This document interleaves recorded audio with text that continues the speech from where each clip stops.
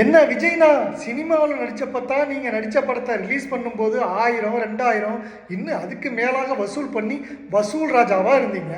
ஆனால் மக்களுக்கு நல்லது பண்ண வர்றேன்னு சொல்லும்போது மட்டும் ஊழல், பெண்ணடிமைத்தனம், பெண்ணிருமைத்தனம் என்றெல்லாம் பேசிவிட்டு இப்போ உங்கள் ரசிகர்கள் தொண்டர்களாக உருவெடுக்கும் போது அவர்கள் எலெக்ஷனில் நிற்கணும்னா லட்சம் கோடி என்று பணம் கேட்டு கஷ்டப்படுத்துறீங்களாமே. அப்போ தான் சீட்டு கொடுப்பேன், இல்லைன்னா யார் கொடுக்குறாங்களோ அவங்களுக்கு தானே சொல்கிறீங்களா?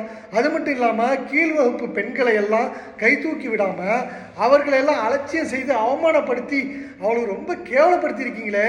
அப்புறம் எப்படி சார் நீங்கள் முதலமைச்சராக வந்து ஊழலை ஒழிக்க போகிறீங்க, பெண்ணுரிமையை பேணி காக்க போகிறீங்க? நீங்கள் சொல்கிற தமிழ்நாட்டில் நடக்கும் அநியாயங்களை தட்டி கேட்க போகிறீங்க? நீங்கள் அரசியலுக்கு வந்தால் நல்லது பண்ணுவீங்கன்னு நினச்சிக்கிட்டு இருக்கிற உங்கள் ரசிகர்கள் தொண்டர்களாக போகிறவர்களுக்கே நீங்கள் நல்லது செய்யலைன்னா உங்களை நம்பி ஓட்டு போடுற தமிழ்நாட்டு மக்களுக்கு என்னத்தை நல்லது செஞ்சு கிழிச்சிட போகிறீங்க? டயலாக் தான் எல்லாம். சினிமா இன்னும் நிழல் எப்போவுமே நிஜமாகாது.